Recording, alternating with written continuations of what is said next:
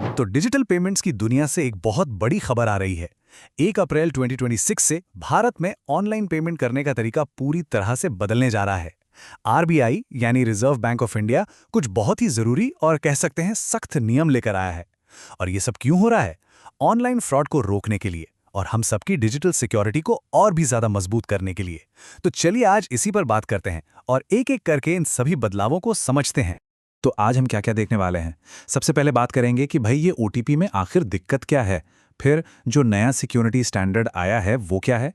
बैंकों की नई जिम्मेदारियां क्या होंगी? और हाँ, हमारे रोजमर्रा के ट्रांजैक्शंस पर मतलब यूपीआई, एटीएम इन सब पर क्या असर पड़ेगा? और आखिर में यात्रा और आइडेंटिटी से जुड़े कुछ अपडेट्स भी हैं, उन्हें भी देखेंगे। चलिए शुरू करते हैं।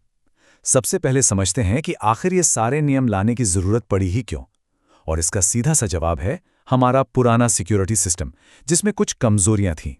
तो सवाल ये उठता है कि क्या किसी के पैसे की सुरक्षा के लिए सिर्फ एक ओटीपी मतलब वन टाइम पासवर्ड काफी है? यही वो सवाल है जिसके इर्द गिर्द ये सारे बदलाव हो रहे हैं। और आरबीआई के हिसाब से इसका जवाब है नहीं, अब बिल्कुल नहीं। अब सिर्फ एक ओटीपी से काम नहीं चलेगा। देखिए, होता क्या है ना कि जो फ्रॉड करने वाले लोग हैं वो अब बहुत शातिर हो गए हैं। वो ओटीपी वाली सिक्योरिटी को तोड़ने के नए-नए तरीके निकाल चुके हैं, जैसे फिशिंग स्कैम्स। इसमें वो आपको कोई लिंक भेजकर या कॉल करके धोखा देते हैं और आपसे ही आपका ओटीपी पूछ लेते हैं। या फिर और भी खतरनाक सिम स्वैप अटैक। इसमें वो आपका फोन नंबर ही अपने कब्जे में ले लेते हैं और ओटीपी सीधा उनके फोन पर चला जाता है। तो बस इन्हीं वजहों से पुराना सिस्टम अब उतना सेफ नहीं रहा। तो ठीक है, प्रॉब्लम तो समझ आ गई। अब इसका सल्यूशन क्या है? तो आरबीआई ने इसके लिए एक नया और हाँ मैंडेटरी मतलब सबके लिए जरूरी एक सिक्योरिटी स्टैंडर्ड लागू किया है। चलिए देखते हैं ये क्या है। इस नए स्टैंडर्ड का नाम है टू फैक्टर ऑथेंटिकेशन, शॉर्ट में कहें तो 2FA। अब इसका मतलब क्या है? बहुत सिंपल है।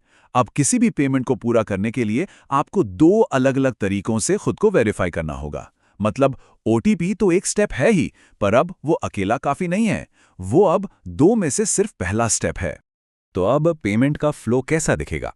मान लीजिए आपको यूपीआई पेमेंट कर रहे हैं। स्टेप 1 आपने पेमेंट शुरू किया। स्टेप 2 आपके पास ओटीपी आया। अब यहां पर आता है बदलाव। स्टेप 3 में आपको एक और चीज डालनी होगी। ये आपका यूपीआई पिन हो सकता है, कोई पासवर्ड हो सकता है या फिर आपका फिंगरप्रिंट या फेस आईडी भी हो सकता है। जब ये दोनों चीजें सही होंगी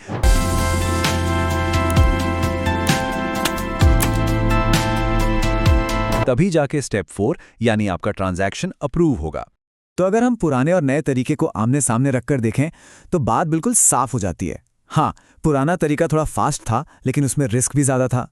नया तरीका, इसमें एक एक्स्ट्रा स्टेप तो है, लेकिन इससे सिक्योरिटी कई गुना बढ़ जाती है। अब ये फिशिंग और सिम स्वैप जैसे फ्रॉड करना ऑलमोस्ट नामुमकिन हो जाएगा। अब मन में एक सवाल आएगा कि क्या हर छोटे मोटे पेमेंट के लिए भी इतनी लंबी प्रोसेस होगी? मतलब 10 रुपए की चाय के लिए भी दो बार वेरिफिकेशन? तो इसका जवाब है नहीं। यहीं पर एक स्मार्ट सिस्टम काम करेगा जिसका नाम है रिस्क बेस्ड ऑथेंटिकेशन। बैंक देखेंगे कि ट्रांजैक्शन कितना रिस्की है। अगर कोई छोटा मोटा रोज का पेमेंट है तो शायद एक्स्ट्रा चेक की जरूरत ना पड़े, लेकिन हाँ, अगर कोई बड़ी रकम ट्रांसफर हो रही है या किसी एकदम नई डिवाइस से पेमेंट हो रहा है तो सिस्टम तुरंत अलर्ट हो जाएगा और एक्स्ट्रा वेरिफिकेशन मांगेगा। अच्छा, तो ये सारी जिम्मेदारी सिर्फ हमारी नहीं है। इन नए नियमों से बैंकों और पेमेंट कंपनियों की भी जवाबदेही बढ़ाई गई है। आइए देखते हैं कैसे। अब देखिए, सबसे बड़ी बात, अगर बैंक के सिस्टम में कोई कमी है और उसकी वजह से किसी के साथ कोई फ्रॉड होता है तो बैंक को इसका मुआवजा देना पड़ सकता है ना? ये बड़ी बात। साथ ही फ्रॉड से जुड़ी शिकायतों को भी अब उन्हें ज्यादा तेजी से सुलझाना होगा। मतलब कुल मिलाकर कस्टमर्स के लिए एक मजबूत सेफ्टी नेट बनाया जा रहा है। चलिए अब जरा उन बदलावों की बात करते हैं जो हमारे रोज के लेन देन, यूपीआई, एटीएम, इन सब पर सीधा असर डालने वाले हैं। तो एनपीसीआई ने यूपीआई यूज करने पर कुछ नई लिमिट्स लगा दी हैं। पर एक मिनट, घबराने की बात नहीं है। ये पैसे भेजने की लिमिट नहीं है। ये लिमिट्स हैं सिस्टम को स्मूथ चलाने के लिए। जैसे अब कोई भी दिन में 50 से ज्यादा बार बैलेंस चेक नहीं कर पाएगा, या फिर अपने पेंडिंग ट्रांजैक्शन का स्टेटस सिर्फ 3 बार ही चेक कर सकते हैं। यह सब इसलिए ताकि सिस्टम पर ज्यादा लोड ना पड़े और वो तेजी से काम करता रहे। एटीएम को लेके भी एक ज़रूरी अपडेट है। हम जो यूपीआई से बिना कार्ड के कैश निकालते हैं ना, अब वो भी हमारी महीने की फ्री एटीएम ट्रांजैक्शन वाली लिमिट में ही गिना जाएगा। और जैसे ही वो फ्री लिमिट खत्म हुई, उसके बाद हर बार कैश निकालने पर 23 रुपीज़ का चार्ज लगेगा। तो इस बात का ध्यान रखना होगा। एक और खबर है RuPay platinum debit card holders के लिए। 1 अप्रैल 2026 से जो एयरपोर्ट और रेलवे स्टेशन पर कॉम्प्लीमेंट्री लाउंज एक्सेस मिलता था, वो अब नहीं मिलेगा। ये सुविधा बंद कर दी गई है।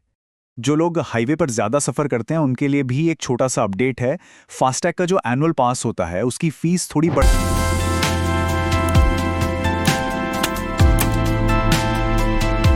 गई है।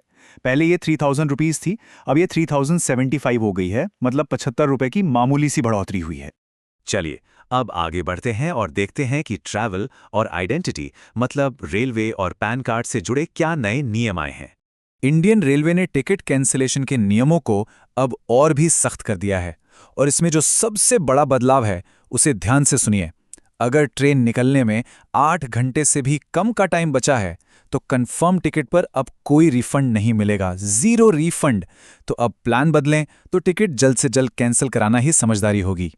पैन कार्ड बनवाने वालों के लिए भी जरूरी अपडेट्स हैं। पहली बात, अब सिर्फ आधार कार्ड से काम नहीं चलेगा। डेट ऑफ बर्थ के प्रूफ के लिए आपको कोई दूसरा डॉक्यूमेंट जैसे बर्थ सर्टिफिकेट देना ही होगा। और दूसरी बहुत जरूरी बात, एप्लीकेशन में आपका नाम और आधार कार्ड पर जो नाम है वो बिल्कुल एक जैसा होना चाहिए, एक भी स्पेलिंग मिस्टेक नहीं। तो ये सारे नियम लागू कैसे हो रहे हैं? इसे 2 फेज में किया जा रहा है। 1 अप्रैल 2026 से ये सभी नियम हमारे देश के अंदर होने वाले यानी डोमेस्टिक डिजिटल पेमेंट्स पर लागू हो चुके हैं। और फिर 1 अक्टूबर 2026 से यही नियम इंटरनेशनल ट्रांजैक्शंस पर भी लागू कर दिए जाएंगे। तो इन सब बातों का निचोड़ क्या है? देखिए, हो सकता है कि अब पेमेंट करने में हमें कुछ सेकंड ज्यादा लगे, थोड़ी सी असुविधा हो, लेकिन इसके बदले में जो हमें मिल रहा है वो कहीं ज्यादा कीमती है। और वो है एक ज्यादा सेफ और सिक्योर डिजिटल माहौल जहां हमारा पैसा पहले से कहीं ज्यादा महफूज है। और जाते जाते एक सवाल छोड़कर जा रहा हूं। आज ओटीपी की जगह 2FA ने ले ली है। ये सिक्योरिटी की दौड़ हमेशा चलती रहती है। तो सोचिए, भविष्य का ओटीपी क्या होगा? वो कौन सी नई टेक्नोलॉजी होगी जो हमारे पैसे को और भी सुरक्षित बनाएगी?